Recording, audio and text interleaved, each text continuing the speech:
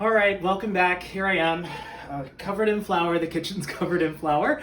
But part three, we are rolling out the two pastry crusts that I made earlier this morning before I started work.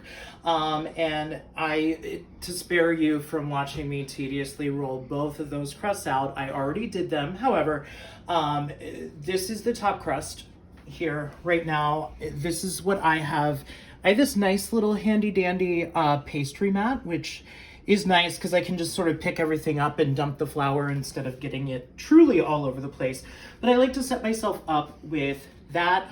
Obviously my dough, extra flour because you have to keep constantly reflouring your rolling pin or it will stick and break your dough as you're rolling it out.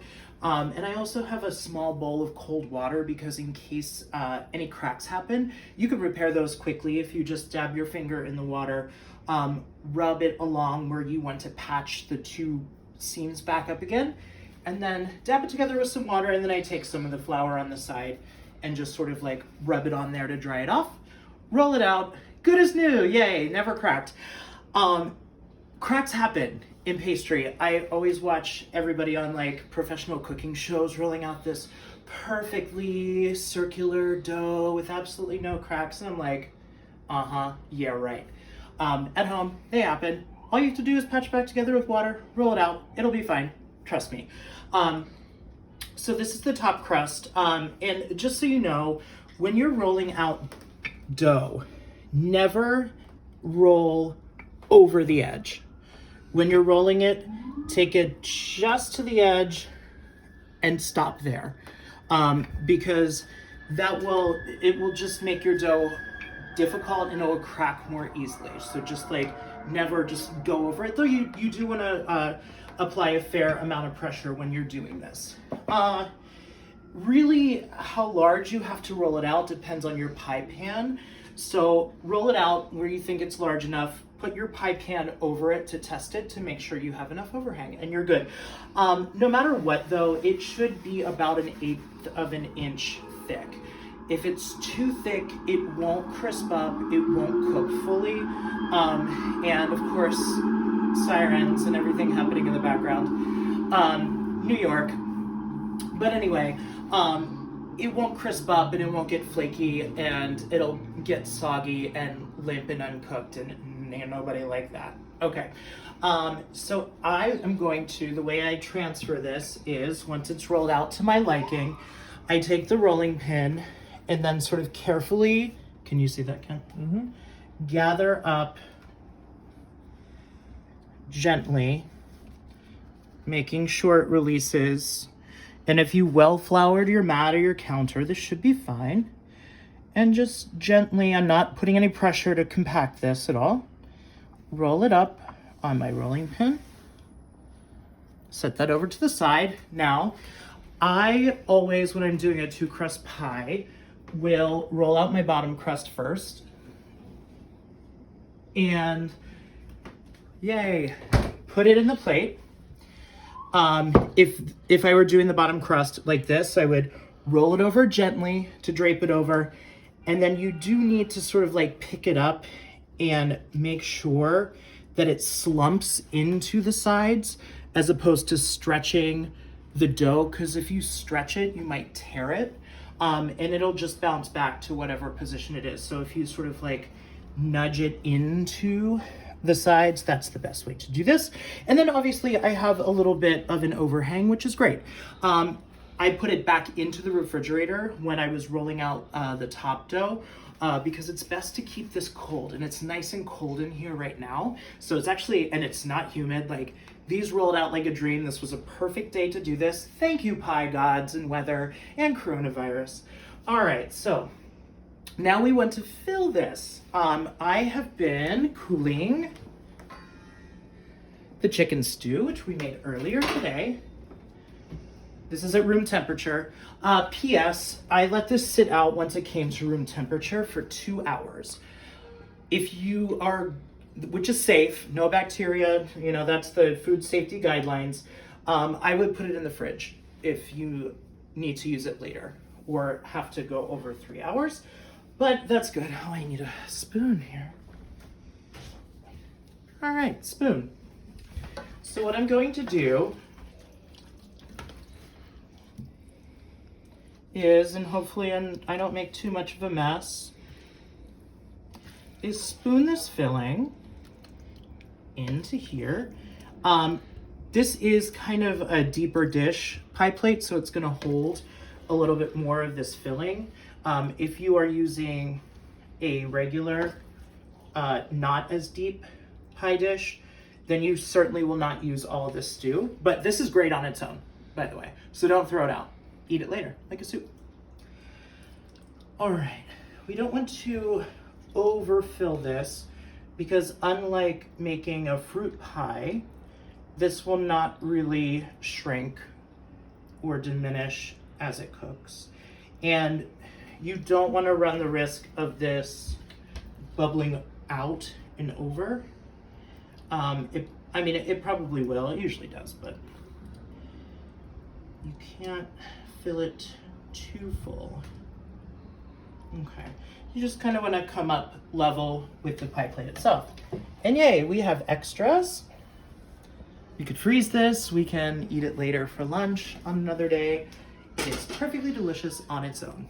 Ken, aren't you excited to have that later? So excited. Mm-hmm. All right. We are going to top this. I'm going to simply drape this over. Ooh, like that. Wow. Can you see that? Oh, I gotta get my scissors. Hold on. Why is nobody ready? It's later in the day. We've been through a whole day of work, you know. Anyway, I use kitchen shears. You can use a knife. It doesn't matter. But I like to trim this top and bottom to within about a ½ inch, which then we're going to roll under later. Save these scraps just in case you need to stop up any tears or anything that goes awry as you're doing this.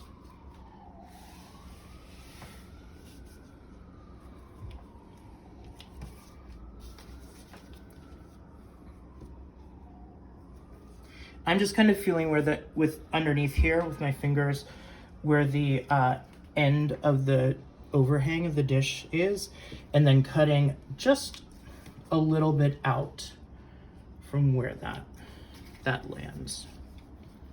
And again, I'm cutting through both overhangs.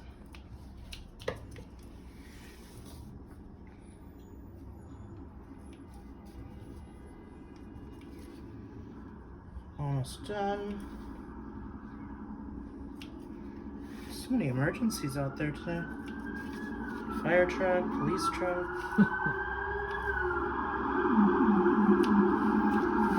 Okay.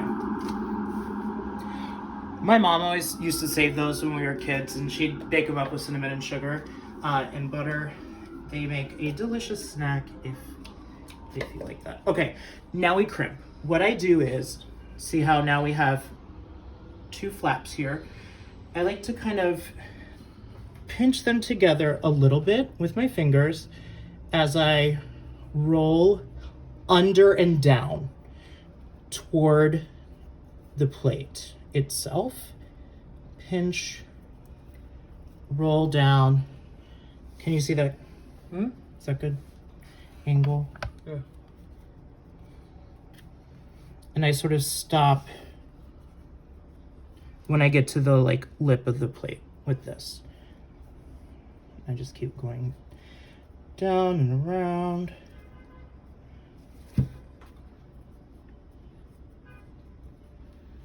I'm sure this is really fun to watch.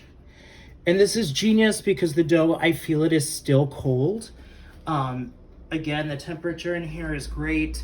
If you're making this on a nice summer day, you might need to pause in between these steps and throw it into the refrigerator or the freezer for a couple minutes, just because, again, like we were doing this morning, if the fats in your crust start to melt, it's no good.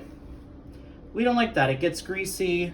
You will not have the flaky layers that you're gonna wanna have after all of this work that you put in throughout a day to make this pie. We want it to be as perfect as an end result as possible. Okay, I'm all the way around now. I think we're pretty good on this front. Now, some people use a fork and kind of like make tine marks. I like to do the crimp, the decorative crimp, which I do by way of making like a peace sign, flattening it out, and then using my index finger like this to go around. Wow. Like so. Just keep turning this. And this will also, the pressure will seal it as well. So hopefully the juices from the chicken stew will stay inside of your pie where they belong instead of running up anywhere where you don't want them.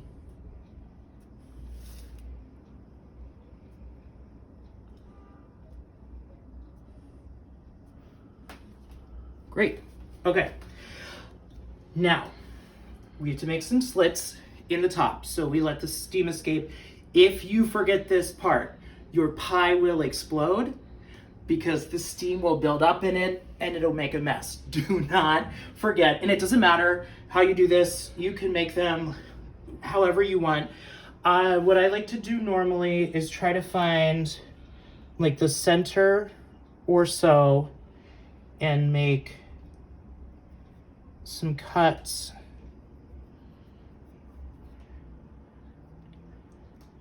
in like north, south, east, and west, basically. Okay, even though it's cold in here, I can tell this top crust especially is getting a little soft.